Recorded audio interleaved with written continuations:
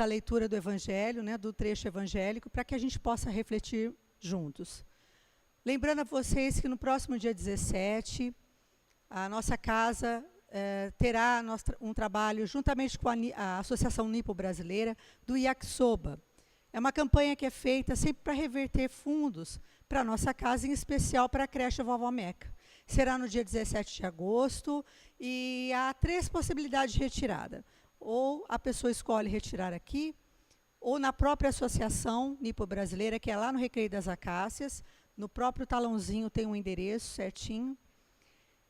E também tem um endereço no Sumarezinho. Quem se interessar, eu estou vendendo, outras pessoas na casa também.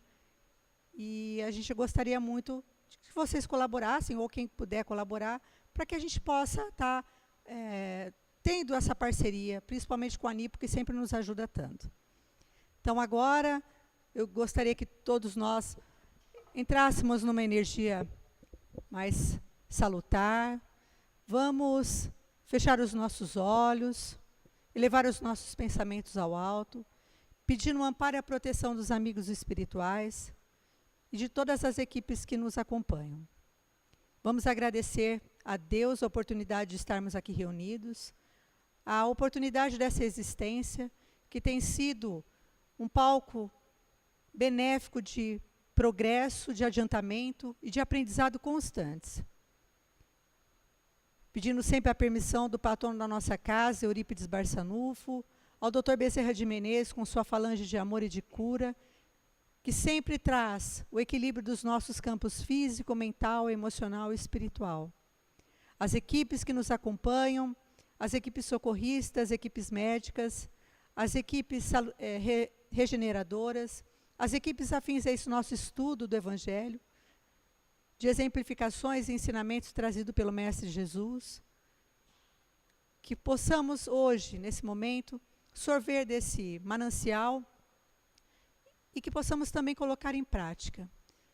Então, vamos esvaziar o nosso vaso de todas as preocupações, dos medos e angústias que trazemos do dia a dia e vamos nos permitir, nos abastecer dessas verdades divinas, desses aprendizados que sempre nos proporcionam uma reflexão, um pensamento mais sadio e nos traz sempre a oportunidade de corrigenda daquilo que ainda não conseguimos nos melhorar. Então, façamos nesse momento, juntamente com Jesus, o nosso irmão maior, a prece que ele mesmo nos ensinou.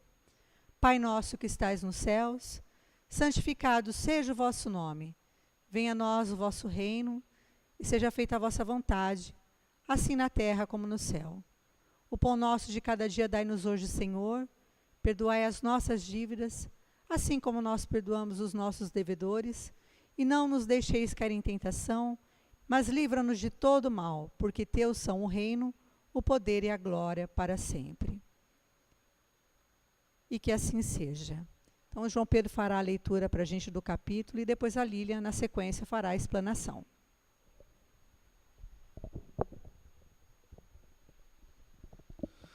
Boa noite a todos. Hoje a gente vai encerrar a leitura do capítulo 18 com a leitura do item 16. Reconhece-se o cristão pelas suas obras. Simeão Bordeaux, 1863. Nem todos os que me dizem Senhor, Senhor, entrarão no reino dos céus, mas somente o que faz a vontade de meu Pai que está nos céus.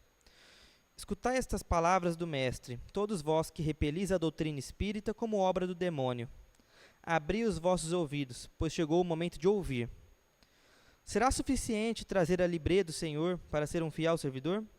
Será bastante dizer, sou cristão, para seguir o Cristo? Procurai os verdadeiros cristãos e os reconhecereis pelas suas obras. Uma árvore boa não pode dar maus frutos, nem uma árvore má dar bons frutos. Toda árvore que não der bons frutos será cortada e lançada no fogo. Eis as palavras do Mestre. Discípulos do Cristo, compreendei-as bem. Quais os frutos que a árvore do cristianismo deve dar? Árvore possante, cujos ramos frondosos cobrem com a sua sombra uma parte do mundo, mas ainda não abrigaram a todos os que devem reunir-se em seu redor. Os frutos da árvore da vida são frutos de vida, de esperança e de fé. O cristianismo, como vem fazendo desde muitos séculos, prega sempre essas divinas virtudes, procurando distribuir os seus frutos. Mas quão poucos os colhem. A árvore é sempre boa, mas os jardineiros são maus. Quiseram moldá-la segundo as suas ideias, modelá-la de acordo com as suas conveniências. Para isso a cortaram, diminuíram, mutilaram. Seus ramos estéreis já não produzem maus frutos, pois nada mais produzem. O viajor sedento que se acolhe à sua sombra, procurando o fruto de esperança, que lhe deve dar força e coragem, encontra apenas os ramos adustos, pressagiando o mau tempo. É em vão que busca o fruto de vida na árvore da vida. As folhas tombam secas aos seus pés, as mãos do homem tanto as trabalharam quanto acabaram por crestá-las. Abri, pois, vossos ouvidos e vossos corações, meus bem-amados. Cultivai esta árvore da vida, cujos frutos proporcionam a vida eterna. Aquele que a plantou vos convida a cuidá-la com amor, que ainda vereis dar com abundância os seus frutos divinos. Deixai-a assim como Cristo vos-la deu. Não a mutileis. Sua sombra imensa quer estender-se por todo o universo. Não lhe corteis a ramagem. Seus frutos generosos caem em abundância, para alentar o viajor cansado que deseja chegar ao seu destino. Não os amontoeis para guardá-los e deixá-los apodrecer, sem servirem a ninguém. São muitos os chamados e poucos os escolhidos. É que há os assambarcadores do pão da vida, como os há do pão material. Não vos coloqueis entre eles. A árvore que dá bons frutos deve distribuí-los para todos.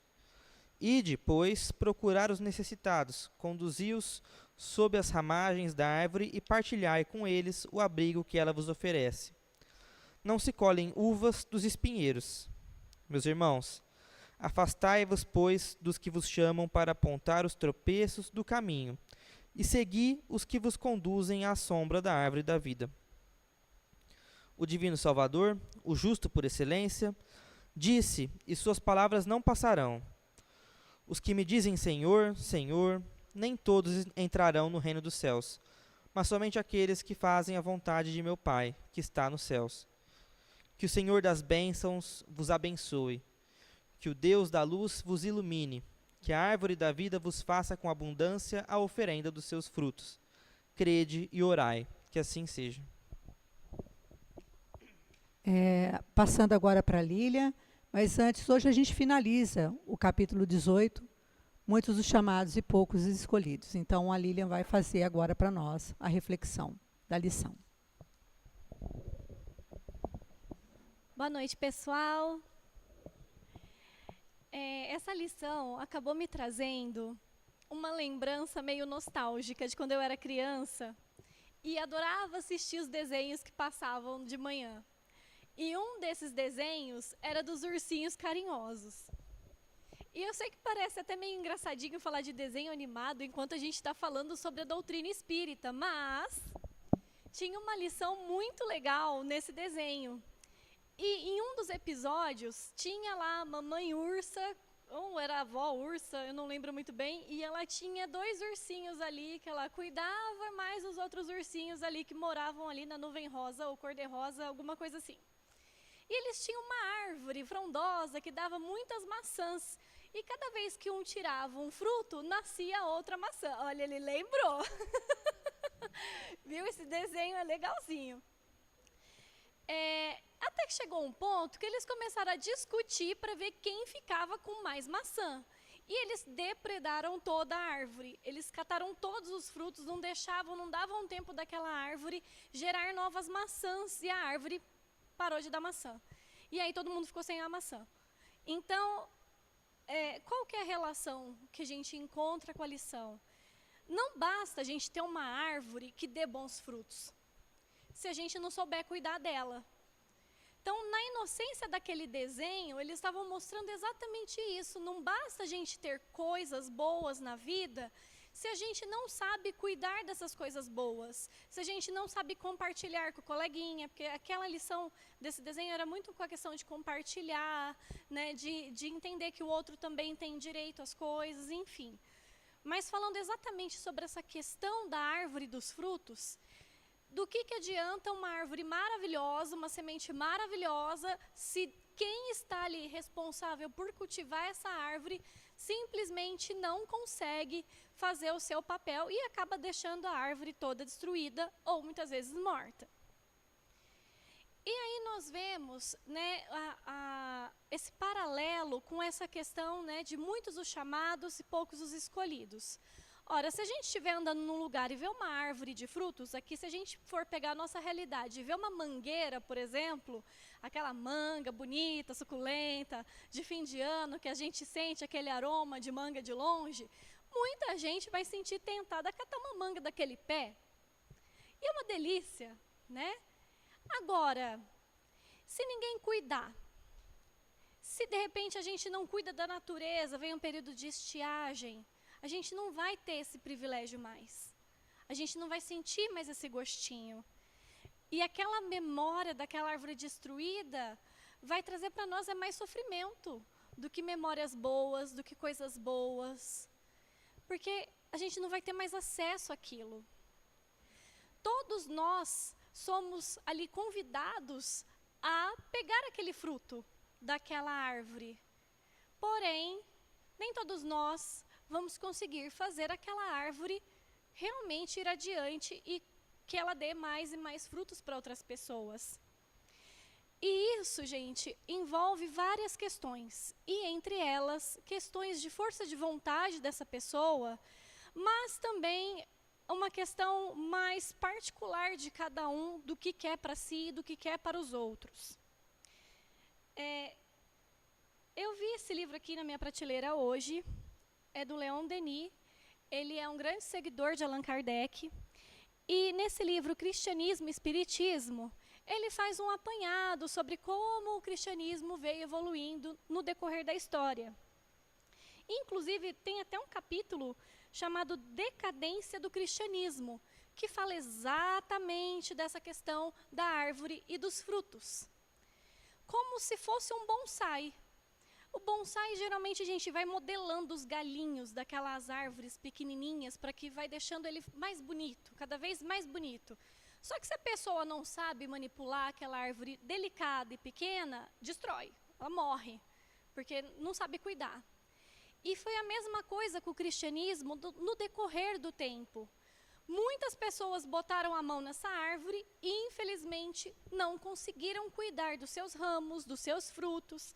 E a gente vê no decorrer da história, e infelizmente até os dias de hoje, um grande problema dentro do cristianismo, que são as pessoas que usam da religião para manipular as pessoas, para impedir as pessoas de terem acesso a conhecimento, a estudo, que tiram das pessoas a liberdade, que muitas vezes fazem uma verdadeira lavagem cerebral naquela pessoa, a ponto dela não questionar mais nada, não questionar a realidade, não questionar abusos, não questionar nenhum tipo de coisa ruim que acontece com ela, muitas vezes dentro daquela igreja, daquele templo, daquela instituição religiosa. E isso é muito ruim, porque mais cedo ou mais tarde, aquela pessoa vai perceber o mal que fizeram com ela, e ela vai atribuir aquilo à religião. Não adianta, ela vai ter essa coisa com aquela religião, ou com a religião de forma geral. E muitas vezes ela perde um vínculo que seria bom, seria saudável, se tivesse sido cuidado de forma adequada. E nisso essa pessoa muitas vezes pode entrar com quadros depressivos, vai ter traumas, e muitas vezes ela chega a perder a fé religiosa por ter passado por esses abusos dentro das suas religiões. E quando as pessoas, muitas vezes, fazendo com que pessoas deixem de fazer tratamentos médicos para seguir prescrições aleatórias de vários líderes religiosos e pessoas religiosas, e essas pessoas morrem doentes. E nós vemos muitas vezes a família acompanhando essa situação, perdendo a fé, perdendo a esperança. E nisso, as religiões, com o passar do tempo, elas vão perdendo o crédito. As pessoas entram numa descrença e começam a ver de forma negativa a religião, justamente porque as impede de crescer, de pensar. E nesse livro aqui, do Leon Denis, ele coloca justamente isso, o fato de muitas religiões ditas cristãs impedirem o raciocínio humano, não deixarem com que as pessoas reflitam e questionem a realidade. Isso é um erro, porque o raciocínio, a nossa razão, ela é a base de tudo. A gente precisa manter o nosso questionamento, o nosso raciocínio, para que a gente possa se conduzir melhor na vida e não se deixar enganar por essas pessoas. Então, quando isso é tirado de nós dentro das religiões, na verdade, é como se tirasse o fruto, os benefícios, porque a gente não vai estar aurindo aquilo, porque os prejuízos serão muito maiores do que os benefícios. Lembrando que essas pessoas, estejam encarnadas ou desencarnadas, um dia vão perceber o erro em que caíram, na enganação que caíram. Se a gente olhar para a história e ver, por exemplo, na época da Idade Média, e que a gente via o contrabando de várias pedacinhos de cruz, de espinho de Jesus, e enfim, várias relíquias religiosas, as pessoas pagavam por isso, acreditando que iam para o céu. Tem gente que até hoje paga por um pedacinho no céu, dependendo da seita / religião que segue, acreditando que realmente isso vai dar certo, porque elas foram doutrinadas assim, e a não pensar, porque basta um pingo de razão para a gente, raciocinar de que Deus não se compra com dinheiro, Deus não se compra com coisas materiais, com moeda. Nós saímos, historicamente falando, de um período onde o sofrimento era uma lição até então, que daria para nós uma posição melhor na vida espiritual, e nós passamos por um determinado período onde ter dinheiro era bem visto, era já um prenúncio do que você iria encontrar na vida após a morte. Então, isso é o que o Leon Denis traz para nós. E foi daí que começou a surgir essa questão dos bens materiais dentro das religiões ditas cristãs, porque era como se fosse um prenúncio. Então, aquela pessoa que já tinha dinheiro aqui, quer dizer que vai ser vai ter um lugar lá no céu, um lugar privilegiado lá perante Deus, E, infelizmente, esse pensamento, de uma certa forma, ele ainda permeia a nossa sociedade. O que nós temos hoje? Líderes religiosos que são famosinhos, que ganham muito dinheiro com a sua fama, que partem muito para essa questão dos bens materiais, que têm muitos bens materiais em seu nome e que conseguiram, por estarem na frente de lideranças religiosas. E nós temos isso em várias religiões, várias. Aqui no Brasil, muitas. Infelizmente, cada notícia aí que nós vemos, a gente tem essa perspectiva de que realmente existe um abuso por parte desses líderes religiosos, e eles enriquecem de verdade, de terem fazendas e tudo mais. Então, o que eles mostram? Como que acontece isso? A gente trabalha muito com essa questão do pensamento de seita, que é uma coisa que muitos líderes religiosos aprendem a tratar os seus seguidores. Então, inicialmente, existe uma sedução daquele líder religioso, como trazendo para aquele grupo que eles são especiais, que eles são os únicos que vão estar ali num lugar de privilégio do lado de Deus e de Jesus, e que nada mais é verdade, só o que aquele grupo prega é real. Então, a partir daquele momento, aquelas pessoas todas se sentem inicialmente tão especiais, que ninguém mais é especial, só eles.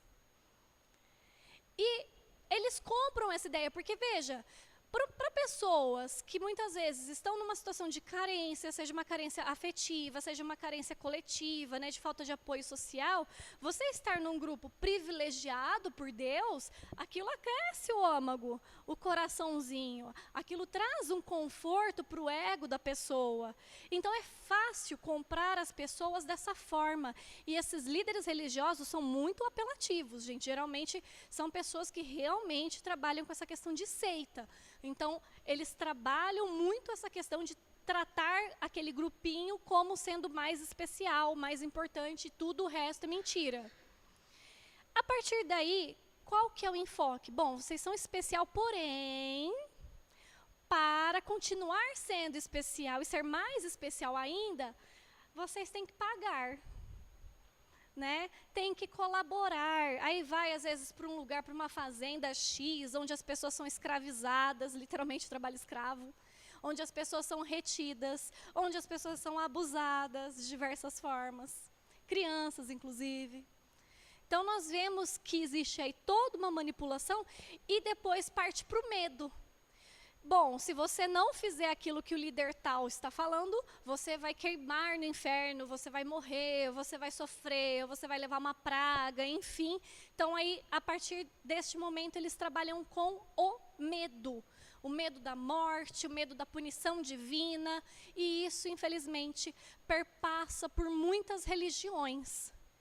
E é claro, gente, que com o tempo as pessoas vão se cansando disso. Tem pessoas que vão morrer nessa situação, mas que a gente sabe do plano espiritual que elas despertam para a realidade e elas saem disso. E elas entendem o quanto elas foram enganadas, o quanto que elas foram prejudicadas por essas pessoas. E é claro, né, elas também se deixaram enganar. Isso tudo porque não houve questionamento, não houve um olhar para a razão. Por isso que a gente coloca, gente, que a árvore do cristianismo, ela tem que ter como base a razão. E isso a doutrina espírita sempre coloca, que nós não podemos deixar de questionar a nossa realidade. Nós não somos os únicos donos da razão. Qualquer pessoa que disser algo diferente disso, vocês podem sair correndo daqui. Porque nós não somos os únicos donos da verdade. Nós temos uma verdade parcial e limitada que vem dos livros psicografados. A gente não sabe a real magnitude do plano espiritual, a gente não tem essa visão ainda. Vamos ter quando a gente desencarnar. E seria muito injusto se Deus desse a um único grupo a árvore da sabedoria com os frutos e o resto tudo vai passar fome. Seria muito injusto Deus privilegiar apenas um grupo, seja ele qual for, cristão ou não cristão. Deus não é parcial, ele não fica escolhendo, esses aqui são meus filhos, esses aqui, vou jogar aqui de lado, não estou nem vendo. Isso não existe, tá? Isso não existe. Independente da religião que a pessoa professe, ou das religiões que a pessoa tenha, o que é que vai contar? As obras dessa pessoa, se ela conseguiu olhar para essa árvore maravilhosa e se ela conseguiu absorver aqueles ensinamentos e conseguir distribuir esses frutos para os seus irmãos, ao invés de matar a árvore, de destruir a árvore, de secar a árvore. Se ela conseguiu fazer isso, pelo menos que fosse dividir uma maçã no meio e dar para o coleguinha, já está ótimo, já conseguiu alguma coisa. Agora, se nem isso a pessoa consegue, aí é um problema, porque não interessa. Pode ser cristão, judeu, o que for, não vai ficar bem no plano espiritual. E isso vale para nós espíritas, porque tem muito espírita que acha que porque é médium ou palestrante, que vai ficar bem lá com o plano espiritual. E a coisa não é assim. A gente sabe disso, que não é assim. Que quem está falando aqui, na verdade, é quem tem mais que aprender e refletir. E que se for o contrário, eu estou frita. Né? Então, gente, essa lição e esse capítulo traz para nós essa reflexão em cima da necessidade da razão, e em cima de que não interessa a religião, o que interessa, ou seja, né, não interessa o rótulo. O interessante é a essência, é aquilo que a gente pratica, são as nossas boas ações, são as coisas boas que a gente faz para o próximo. Não é o rótulo religioso que vai trazer para nós qualquer tipo de luz. A nossa luz a gente desenvolve a partir do momento em que a gente se torna pessoas melhores, né? Pessoas produtivas, pessoas que sabem socorrer o próximo, pessoas que sabem amparar o próximo, pessoas que sabem olhar para as necessidades do irmão e atender dentro da sua possibilidade aquelas necessidades. E isso é difícil. Seguir as lições de Jesus é um aprendizado muito profundo e muito difícil. Não é fácil, por isso que ele fala da porta estreita, porque é difícil. Não é uma situação fácil. E é por isso que, mais uma vez, a razão é importante por quê? Porque se a gente se acomoda com o rótulo, a gente não presta atenção na essência. Se a gente fica apenas com o exterior, com a beleza do vaso, a gente não se preocupa com o que está dentro dele. Então, a gente não pode ficar no comodismo do rótulo. A gente precisa usar todo o nosso conhecimento, todo o nosso raciocínio, tudo aquilo que vem sendo passado para nós, para que a gente possa melhorar o nosso interior. E aí sim, a gente possa ter uma perspectiva de uma vida melhor, tanto no plano espiritual, como em futuras encarnações. Lembrando que também não vai ser uma única existência que vai fazer a gente, né, evoluir a ponto de não ter mais a necessidade de reencarnar. E fazendo um feedback com as primeiras lições deste capítulo, né, quando a gente fala também da questão do festim de núpcias, é bem essa questão. Percebam que essas lições estão interligadas. Muitos são chamados para estar ali com Jesus, poucos os escolhidos, porque poucas são as pessoas que vão realmente melhorar a sua essência a ponto de estarem ali com Ele. Essa lição, ela me fez muito refletir em várias notícias que eu vi recentemente, né, e a gente vem acompanhando dessa infeliz decadência que a gente passa nos dias atuais com relação às religiões, em especial essa questão de manipulação das pessoas. E é muito triste quando a gente observa o impacto negativo que essa manipulação fez com a nossa sociedade, né, principalmente nos últimos anos, e ainda continua fazendo, impedindo a gente, muitas vezes, de olhar para a ciência, de a gente entender coisas que a ciência nos traz e que são muito importantes para a nossa saúde física, mental, e inclusive espiritual, porque uma coisa está interligada à outra. Muitos foram os prejuízos que a nossa sociedade enfrentou e ainda enfrenta, e não só aqui no Brasil, como no mundo, porque essa infeliz onda, ela vem de uma forma global, avassalando muitas pessoas que ficaram presas em determinadas formas de pensar que está hoje atrapalhando a saúde pública, por exemplo. Então, nós vemos pessoas adoecendo porque não querem tomar vacina, crianças morrendo de doenças que já não era para morrer mais dessa determinada doença, doenças que já eram extintas e estão voltando à tona, e isso está sendo uma preocupação de saúde global. Justamente por quê? Porque ficam presas em conceitos que não são reais. Nós passamos por isso e chamou-se Idade das Trevas. Foi na Idade Média, quando a gente esqueceu totalmente da razão e da ciência e ficou apenas com o que líderes religiosos pregavam como certo e errado, e deixamos de olhar para um grande fruto importante, que é a razão humana. Nós não podemos deixar isso para lá.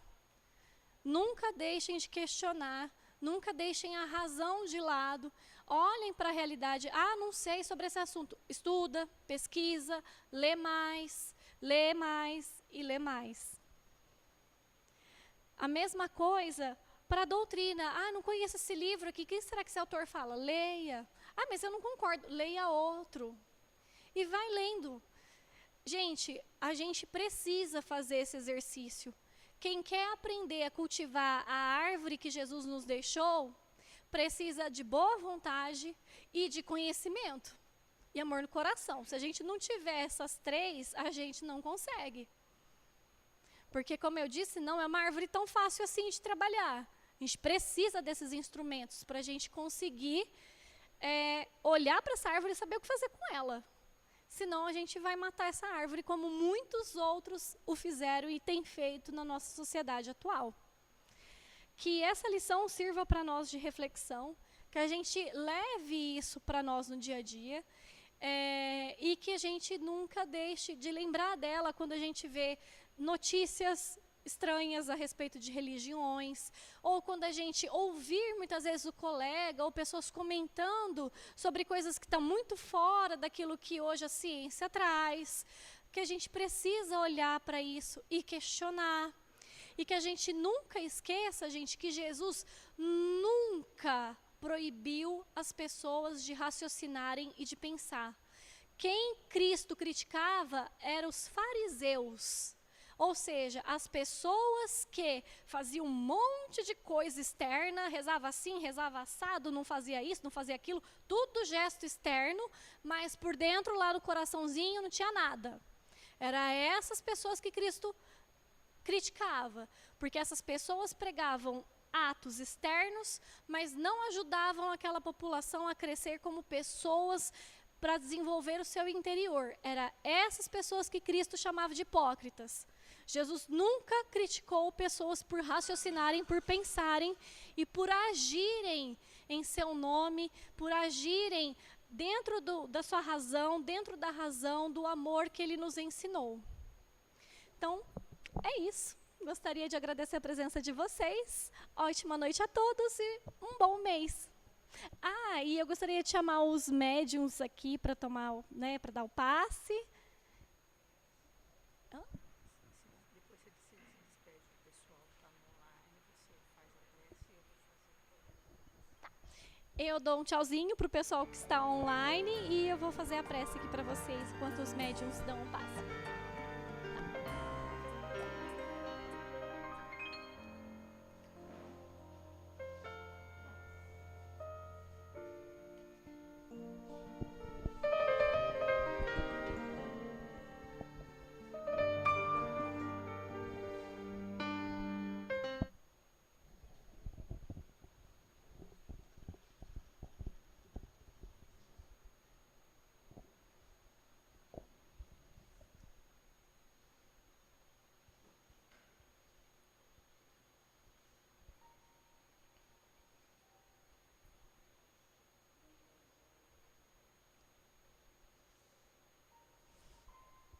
Então, nesse instante, vamos elevar nossos pensamentos a Jesus, o nosso divino mestre. Senhor, muito obrigada por essas lições, muito obrigada pelos seus exemplos, por esses frutos de amor e de sabedoria que o Senhor nos entregou e que até hoje estão conosco.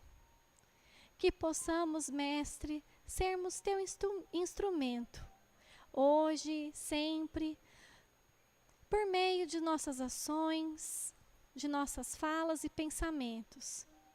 Que o Senhor seja nosso guia, a nossa luz. Que possamos trilhar pela vida juntamente com o teu amor e a tua sabedoria. Que os bons espíritos que aqui estão possam nos acolher e nos amparar, possam nos guiar e nos orientar. Que as suas bênçãos se derramem sobre todos nós, encarnados e desencarnados, pois todos somos carentes de tuas santas energias. Pai nosso, que estais nos céus, santificado seja o vosso nome. Venha a nós o vosso reino, seja feita a vossa vontade, assim na terra como nos céus. O pão nosso de cada dia nos dai hoje. Perdoa, Pai, as nossas dívidas, assim como nós perdoamos aos nossos devedores, e não nos deixeis cairmos em tentação, e livra-nos de todo e qualquer mal. Porque teu é o reino, o poder e a glória para todo sempre. Que assim seja.